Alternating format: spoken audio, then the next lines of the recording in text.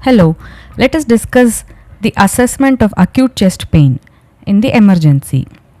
So, we need to have a clinical diagnostic guide before evaluating the various causes of acute chest pain and differentiating them based on the patient's symptoms. Here we can see that 42% of acute chest pain is mostly due to gastrointestinal causes, and closely behind is at 31%, which is ischemic heart disease, and the rest all causes like musculoskeletal, psychogenical and rare critical emergencies are closely behind. So to distinguish these clinical conditions, we need to first focus on the red flags. So red flags include mainly emergent conditions like myocardial ischemia, aortic syndrome, pulmonary embolisms, which we distinguish based on the quality of pain and the associated features. So to identify these red flags, we also use high risk predictors and low risk predictors for myocardial infarction. Say for instance, in myocardial infarction, radiating pain to both the arms associated with sweating are high risk predictors for myocardial infarction. However, sharp pleuritic pain, which is reproducible with palpation, is significantly associated with decreased chance or decreased likelihood of MI. So why is this important? Why do we have to clinically distinguish between various causes of the chest pain? Is because of this neuroanatomy of deception. So the visceral pathways and the somatic pathways are the source of confusion.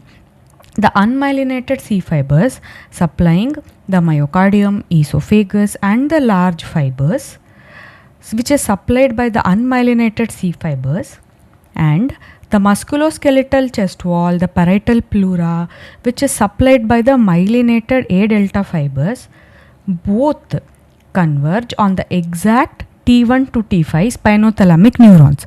Because of this, the cortex cannot localize the origin or the resulting in diffuse refer pain. More so, to complicate things, there is also a shared mechanism trap in which the esophageal spasm and the myocardial ischemia, both being associated with smooth muscle relaxation, they respond to nitroglycerin and hence making even the drug response as an unreliable diagnostic differentiator. So this is why we need to identify red flags. So we start with history and physical exam. In physical exam, you can see to it that if there is JVP, associated jugular venous distension, hypotension, shock, differential BP, new apical systolic murmur, pericardial fiction rub, unilateral absent breath sounds, bibasilar crackles, and the extremities showing unilateral lower extreme edema, warmth, there is P, pretest probability, or pain abdomen with Murphy's sign. So these are the objective triage or red flags in the physical exam. So now I'm going to go in depth for history because I wanted to cover the exam first because I feel that history is more important in differentiating acute chest pain. So what are the most important conditions of immediate life threats? So acute coronary syndrome, the onset is gradual, it is fast, and duration is generally minimum less than 30 minutes. The quality is crushing, heavy pressure in the chest wall, generally retrosternal, radiates to the left arm or jaw, and it is mainly triggered by emotion or exertion, and it is can also be associated with pains radiating to arm, shoulders, neck or jaw, with shortness of breath, dizziness, indigestion, sweating and nausea, or feeling sick or even actual vomiting. However, the classical symptom is the Levin sign, in which the patient makes a fist of his arm and places it over the chest and typically tries to localize the chest pain as retrosternal pain. Next is the thoracic aortic dissection. So any dissection or the break in the aortic wall or any break in the membrane is an abrupt and it is suddenly reaching max intensity. After that, it is constant and unremitting. So because it is a dissection, it is a tearing or a ripping type of pain. It is predominantly in the anterior chest wall and it is unaffected by the position. Next life-threatening condition is the pulmonary embolism. It is a sudden block in the pulmonary vasculature. So the pain is sudden. It progresses from minutes to hours. The quality can be sharp and pleuritic. It is substernal, generally unilateral. So it is triggered by deep inspiration or coughing, because whenever there is a deep inspiration, there is negative pressure in the thoracic wall, so that brings in more blood into the cavity, and when there is a blockade, this can trigger or increase the pain. Tension pneumothorax. Tension pneumothorax is also abrupt in onset, and because it has started, it can get progressive with duration. It is sharp and tearing, generally unilateral and localized, and it is worse with inspiration. Next is the esophageal rupture or the Boyer heaves. Again, any rupture is always sudden onset. It is constant. It is tearing, excruciating, crushing. It is substernal or epigastric. But the most common, easy trigger which we can identify is the severe retching or vomiting or instrumentation. So the trigger for chest pain with esophageal rupture or Boyer heaves will be the severe trigger, vomiting or instrumentation. But in MI or acute coronary syndrome, chest pain associated or followed by vomiting or retching is commonly seen. The diagnostic matrix for other potential threats or non-dangerous mimics include acute pericarditis. Acute pericarditis is a sharp pleuritic pain to the left trapezius ridge. Because the pericardium is associated with the diaphragm, on sitting up or leaning forward, the pressure is relieved. So the pain comes down by leaning forward. Severe aortic stenosis. Severe aortic stenosis is a condition in which there is decreased blood supply to the peripheries. So when that happens, despite heart having good pumping effect, the blood is not able to reach the peripheries. So that is why during exertion, when the demand is more and it is not being met, it can be accompanied by exertional syncope. Pneumonia is classical fever, cough, sputum, but when it is associated with pleurisy, it can have unilateral sharp pain. Again, as I explained, whenever there is lung involvement or pleural involvement, it gets exacerbated by coughing or deep inspiration. Other causes of chest pain which need to be considered after evaluating this life-threatening conditions could be GERD or esophageal spasm. So GERD is typically associated with water brash, sour taste, dysphagia, burning sensation in the epigastrium. So when this mainly occurs due to lower esophageal sphincter lack of tone. So when that happens, the water brash worsens when there is patient is lying flat, and so the spasm may get temporarily relieved by nitroglycerin. Costochondritis is a musculoskeletal pain. It is persistent aching, generally unilateral. So this will have focal tenderness which is reproducible on direct palpation. Lastly, after ruling out acute causes, we come for panic attack or anxiety, where there is fleeting, sharp, pinprick, dull sensation of pain, generally typical dull tightness sensation. Okay, it is generally accompanied by hyperventilation and paresthesia localized to the left apex. So after having ruled out the various dangerous causes, mimics of chest pain and probable other associated causes, we now have stopped calling it as typical or atypical presentation.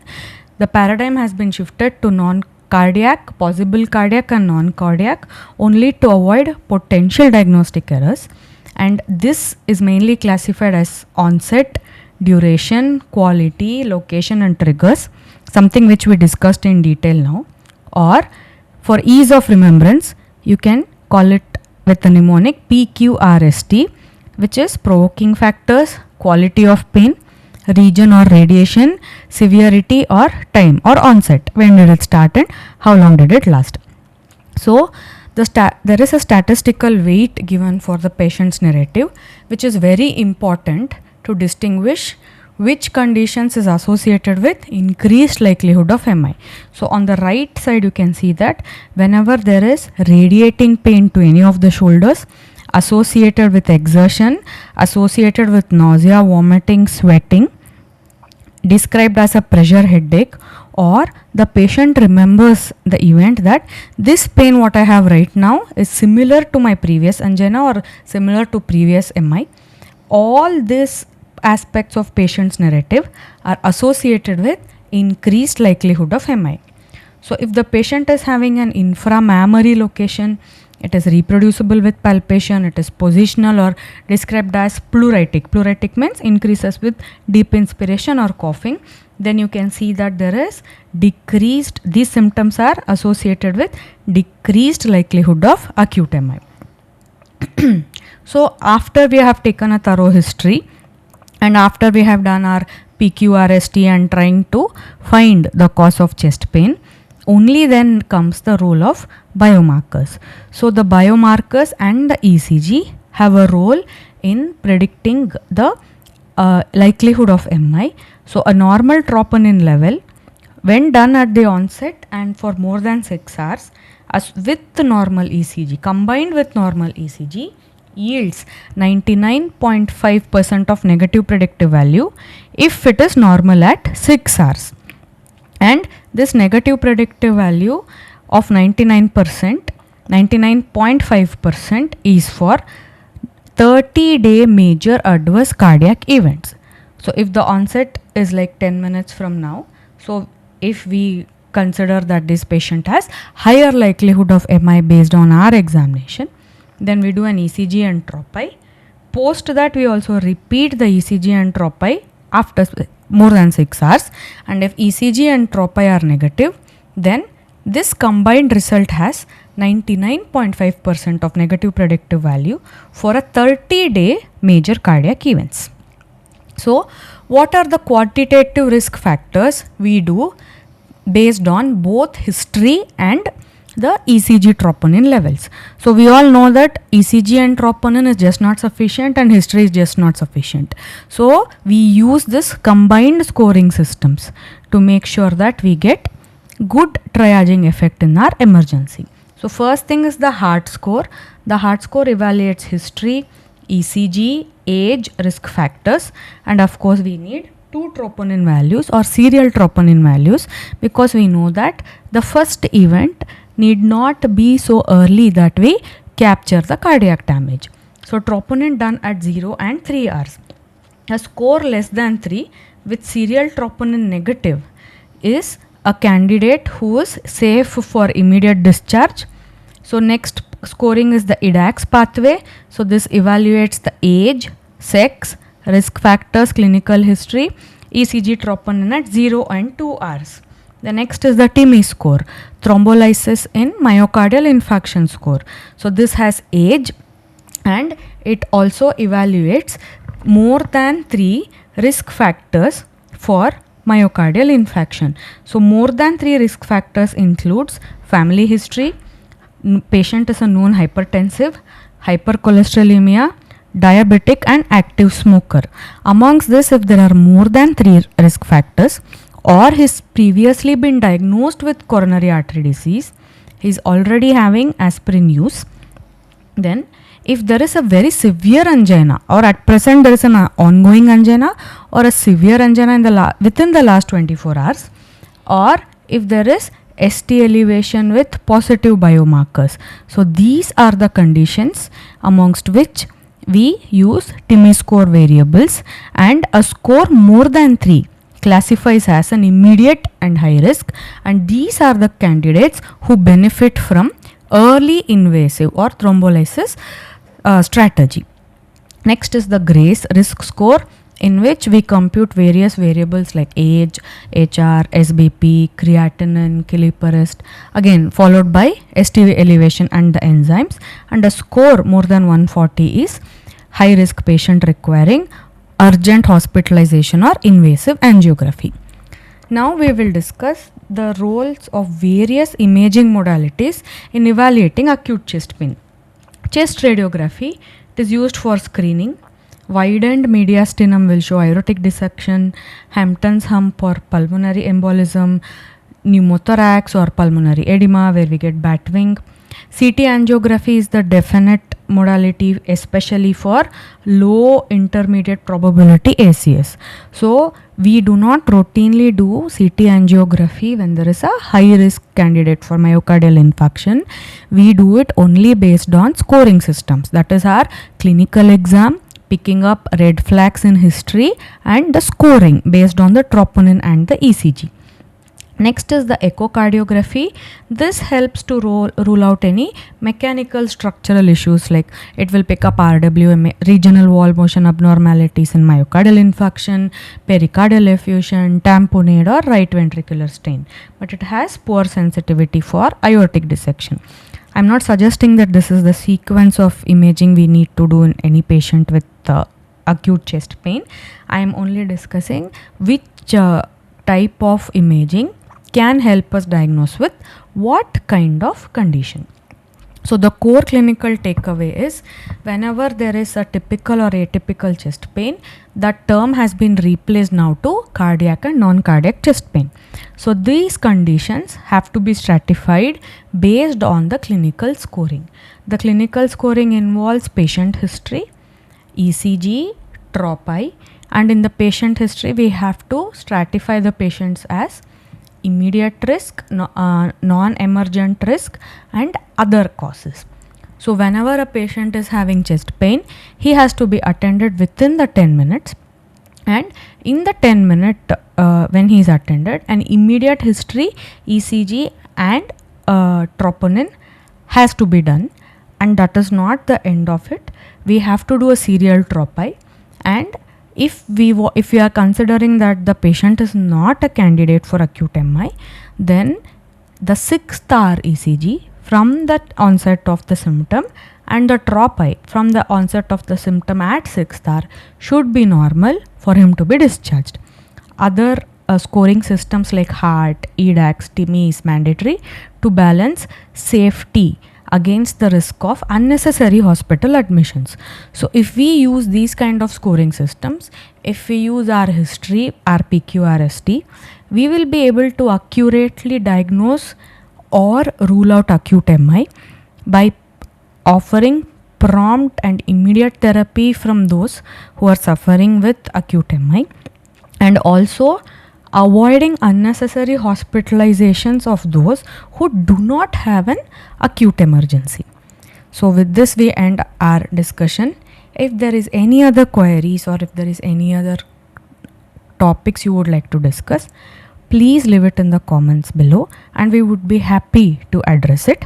Thank you for listening.